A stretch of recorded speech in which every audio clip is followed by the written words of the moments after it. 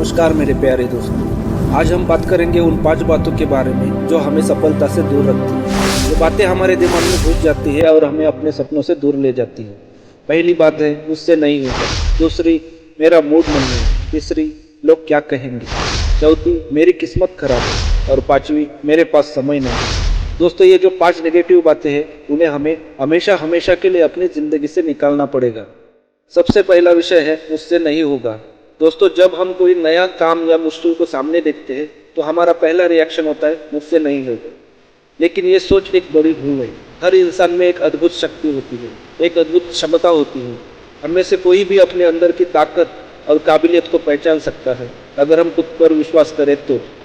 प्रेरणा देने वाला उदाहरण भारतीय व्यवसाय के क्षेत्र से है, जो हमें सिखाता है कि हर इंसान में अद्भुत शक्ति और काबिलियत छुपी होती है, हमें उसकी पहचान होनी चाहिए। दोस्तों, जब टाटा ग्रुप के रतन टाटा ने टाटा ग्रुप के पिछले अध्यक्ष JRD टाटा के बाद उनकी कुर्सी संभाली, तब समय के साथ साथ उनके सामने कई मुश्किलें आई। उनका पहला कदम मुझसे नहीं होगा की सोच से भरा था, लेकिन उन्होंने अपने अंदर की काबिलियत को पहचाना और समय के साथ टाटा ग्रुप को एक विश्वविख्यात ग्रुप बनाया। इसके लिए रतन टाटा को कई कठिनाइयों का सामना करना पड़ा, लेकिन उनका दृष्टिकोण और दृढ़ निश्चय उन्हें सफलता की ओर ले गया। अगर उन्होंने उस वक्त यह सोच लिया होता कि मुझसे नहीं होगा, तो सोचो आज टाटा कंपनी का क्या हाल होता। दोस्तों, दूसरा विषय है, मेरा मूड नहीं। दोस्तों, सफलता का रास्ता हमेशा आसान नहीं होता। कभी कभी हमारा मूड डाउन हो जाता है और हम अपना काम अधूरा छोड़ देते हैं, और हमें उस मूड पर काबू रखते हुए अपने लक्ष्य की ओर बढ़ना चाहिए। मूड कभी भी एक सफलता का रास्ता नहीं होना चाहिए। डॉक्टर भीमराव आम्बेडकर एक विचारशील और प्रतिभावान सामाजिक सुधारक थे। वे भारत में सामाजिक न्याय और समानता के लिए लड़े। इनका मुख्य लक्ष्य था दलितों को समाज में सम्मान और अधिकार स्थापित करना। उन्हें अपने जीवन में कई परेशानियों का सामना करना पड़ा, लेकिन उन्होंने कभी भी अपना मूड चेंज नहीं किया। जब उन्होंने महाराष्ट्र के महाड़ में पानी के लिए सत्याग्रह किया, तब वहाँ के लोगों ने उन्हें रोकने की कोशिश की, लेकिन उनका मनोबल कभी नहीं टूटा। वो अपने लक्ष्य को हासिल करने के लिए लड़ते रहे और अपने लक्ष्य को हासिल किया। डॉक्टर आम्बेडकर के ऐसे बहुत सारे उदाहरण हैं कि कैसे उन्होंने सभी कठिनाइयों का सामना किया। जरा सोचो, अगर उस समय बाबा साहेब आम्बेडकर ने अपना मूड चेंज किया होता तो उनके समाज की आज क्या हालत होती। दोस्तों, तीसरा विषय है, लोग क्या कहेंगे।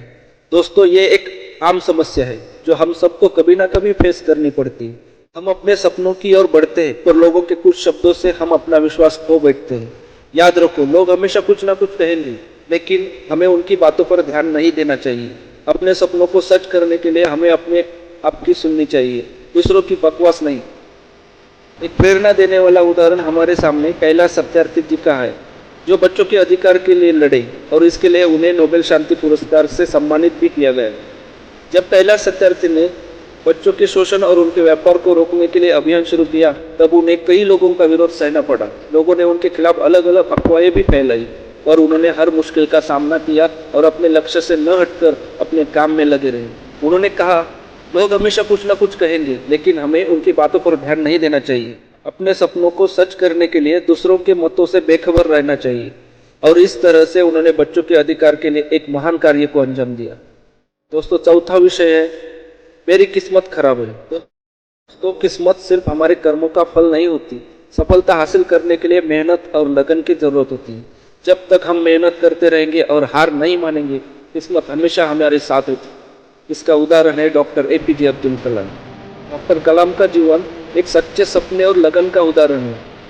उनका बचपन से ही सपना था एक वैज्ञानिक बनने का, लेकिन उनके परिवार की आर्थिक स्थिति काफ़ी कमजोर थी, पर उन्हें कभी अपने सपनों को हासिल करने से मना नहीं किया गया और मेहनत और लगन से अपने लक्ष्य की ओर बढ़ते रहे। जब उनका वैज्ञानिक बनने का सपना पूरा हुआ, तो कई लोगों ने उनकी किस्मत को उनके सफल होने का कारण बताया, लेकिन डॉक्टर कलाम ने हमेशा ये कहा कि किस्मत सिर्फ मेहनत और लगन के साथ होती है। उन्होंने अपने जीवन में हमेशा मेहनत को महत्व दिया और अपनी किस्मत खुद बनाई। दोस्तों, पांचवा और आखिरी विषय, मेरे पास समय नहीं है। अगर किसी चीज को सच में बदलना चाहते हो तो समय की कमी नहीं होती, समय की जरूरत नहीं, उसकी सही व्यवस्था करना जरूरी है। अपने समय को अपने सपनों की ओर लगाओ और देखो, सफलता खुद तुम्हारे पास आएगी। एक आदर्श उदाहरण है जो हमें सिखाता है कि सफलता हासिल करने के लिए समय का सही इस्तेमाल करना कितना जरूरी है। वह है भारत की प्रतिष्ठित अंतरिक्ष यात्री कल्पना चावला। कल्पना चावला ने अपने जीवन में सपनों को सच करने के लिए समय का सही उपयोग किया। उनका सपना था अंतरिक्ष में यात्रा करना, पर उस समय में ये सपना पूरा करने के लिए कई मुश्किलें थी, पर उन्हें कभी भी समय की कमी को अपना बहाना नहीं बनाया। उन्हें अपने सपनों को हासिल करने के लिए मेहनत और पूरा समर्पण दिखाया। कल्पना चावला को नासा में सेलेक्ट किया गया तो उनके पास और भी ज़्यादा जिम्मेदारी और काम आया, लेकिन उन्होंने हर समय को सही तरीके से इस्तेमाल किया और अपने लक्ष्य की ओर बढ़ती रही। उनका सफर अंतरिक्ष तक पहुंचने में समय का सही इस्तेमाल करने का सर्वोत्तम उदाहरण है। तो चलो दोस्तों, आज से इन बातों को भूल जाओ और अपने सपनों की ओर बढ़ो। सफलता का सफर शुरू करो और देखो दुनिया तुम्हारे कदमों में कैसे दिखती है। तेरे गिरने में तेरी हार नहीं, तू इंसान है अवतार नहीं। तेरे गिरने में तेरी हार नहीं, तू इंसान है अवतार नहीं। अगर गिर गया तो फिर से उठ, चल और भाग, क्योंकि जीवन एक बार मिलता है, बार बार नहीं। तो दोस्तों, आज का ये वीडियो आपको कैसा लगा ये कमेंट करके जरूर बताएं और वीडियो को लाइक, शेयर और चैनल को सब्सक्राइब जरूर करना ताकि हमारा कॉन्फिडेंस बढ़ता रहे। जय हिंद, जय भारत, धन्यवाद।